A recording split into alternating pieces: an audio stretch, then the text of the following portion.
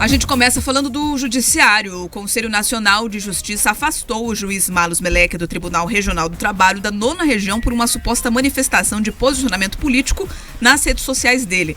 O magistrado também virou alvo de um processo administrativo disciplinar. A decisão foi anunciada durante a sessão plenária do órgão realizada na última terça. Os ministros que compõem o pleno analisaram uma reclamação disciplinar que foi proposta pela Associação Brasileira de Juristas pela Democracia, a ABJD. O caso de Malus Meleque foi relatado pelo Corregedor Nacional de Justiça, o ministro Luiz Felipe Salomão.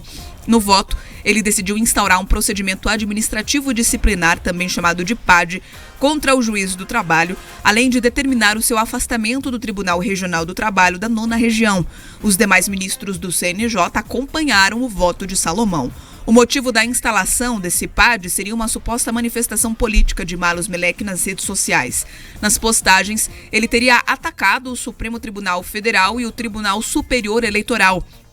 Na reclamação disciplinar que foi analisada no plenário, a Associação de Juristas ressaltou ainda que o juiz fazia parte de um grupo no WhatsApp denominado Empresários e Política, no qual eram proferidas ofensas a ministros de tribunais superiores, além de críticas à atuação do Poder Judiciário. Segundo o relator do caso, Luiz Felipe Salomão, os indícios apontam para a possível prática de infrações disciplinares por parte do juiz Meleque. A gente vai acompanhar agora um trecho do voto desse corregedor-geral, o ministro Luiz Felipe Salomão, e a proclamação desse resultado pela ministra Rosa Weber. Esse caso é um juiz do trabalho que participava de um grupo de WhatsApp denominado Empresários e Política, em que se fazia nesse grupo incitação política em prol de um golpe de Estado e com condutas antidemocráticas. E nesse caso, esse magistrado participava ativamente do grupo, tecendo comentários, e, além disso, esse grupo está sendo investigado, foi investigado e ainda é investigado no Supremo Tribunal Federal por ataques e também por subvenção financeira ao processo de condutas antidemocráticas. De modo que eu estou propondo aqui a instauração do processo administrativo disciplinar diante da gravidade dos fatos, diante das circunstâncias em que a intervenção do magistrado no grupo ocorreu e diante da repercussão que esse grupo teve para a prática dos atos antidemocráticos, eu estou propondo o afastamento do magistrado de suas funções até a decisão final do procedimento. Eu pergunto se há alguma divergência dos eminentes conselheiros. Estão todos de acordo? Então, de forma unânime, o Conselho decidiu pela instauração do processo administrativo disciplinar em desfavor do magistrado, com afastamento imediato de suas funções, aprovando desde logo a portaria de instauração do PAD, nos termos do voto do eminente relator. A produção do Jornal da Manhã entrou em contato com o Tribunal Regional do Trabalho da 9ª Região, porém, por meio da assessoria, o órgão informou que vai esperar a conclusão desse PAD para se posicionar.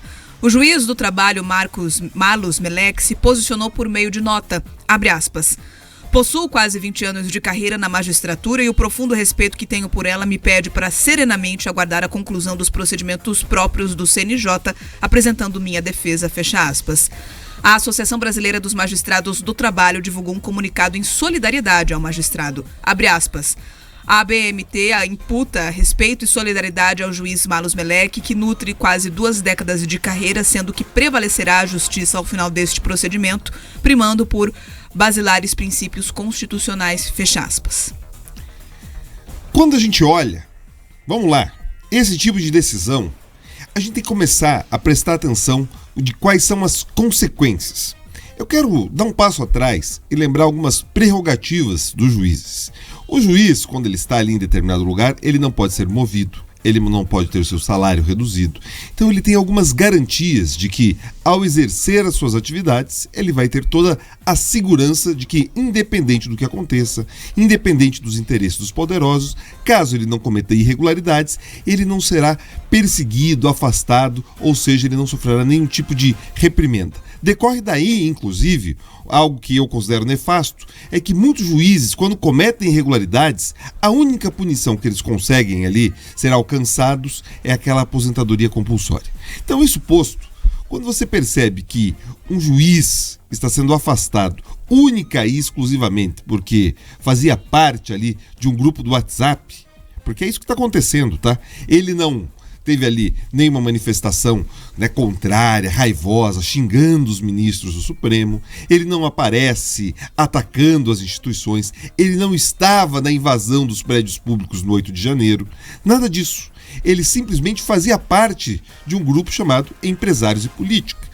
E em determinado trecho da decisão, se questiona por que ele permaneceu no grupo, sendo que outras pessoas do grupo, ali sim, tiveram manifestações contrárias ao judiciário. Meu Deus do céu, o juiz ele só estava no grupo. Eu quero te convidar aqui, pense quantos grupos você faz parte, quantos outros grupos você silenciou, e pense que a partir de determinado momento você pode ser responsabilizado pelo que outras pessoas postaram naquele grupo.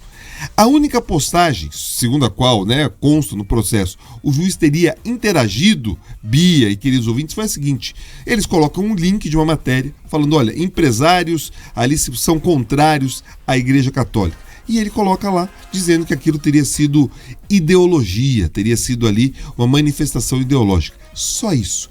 Mas bastou para que parte da compreensão do judiciário entendesse que ele não pode cumprir ali seu papel porque ele de alguma forma violou o código da magistratura se envolvendo com política.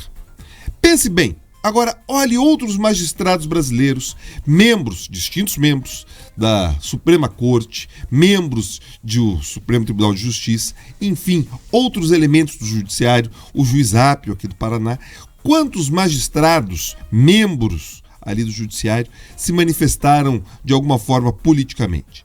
Será que esse tipo de avaliação do CNJ vai alcançá-los também? Será que eles vão conversar, pelo menos conversar, ali com o ministro Barroso, falar, olha, é inadequado que você se manifeste politicamente em encontros de união estudantil?